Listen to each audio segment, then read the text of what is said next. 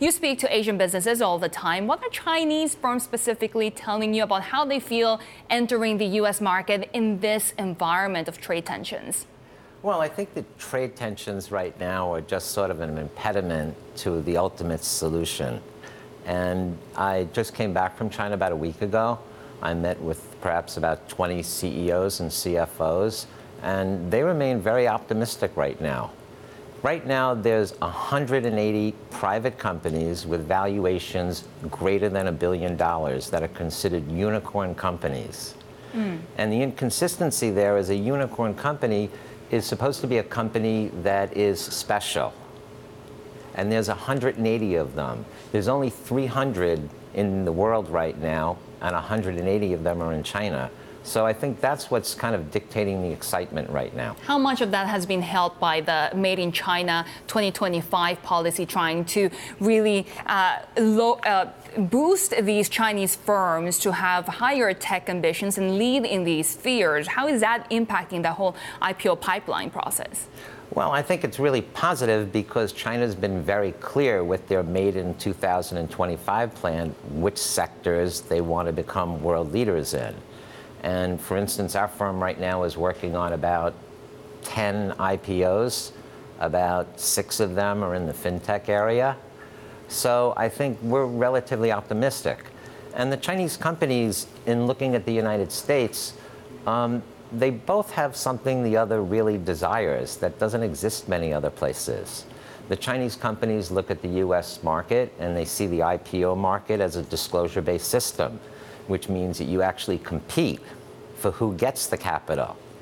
You have, for instance, the ability to do add-on rounds here, so you can have a second and third round of raising equity and raising debt.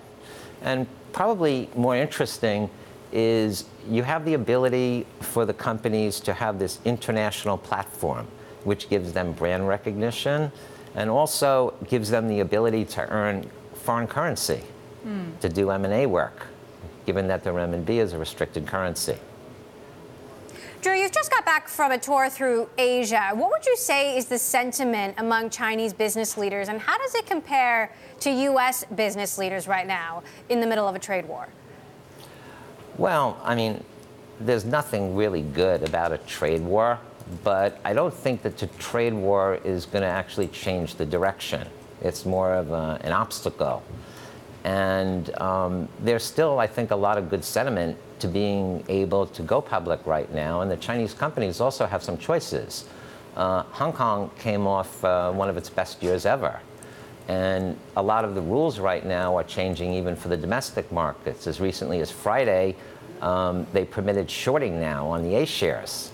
So I think that the Hong Kong market and the domestic markets in China are making progress and becoming more mature and are going to become competitors to the U.S. market. So Chinese companies have a choice.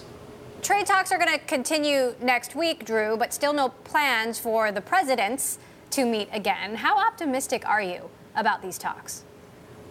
I think for us, any of us practicing in emerging markets, we have to have this kind of eternal optimism, but it's always tempered with concerns.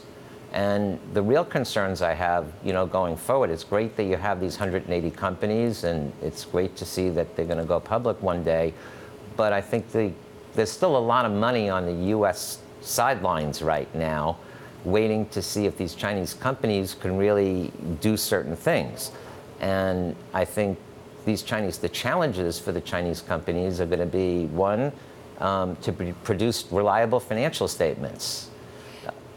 Two, to field good management teams that have experience and mature management teams.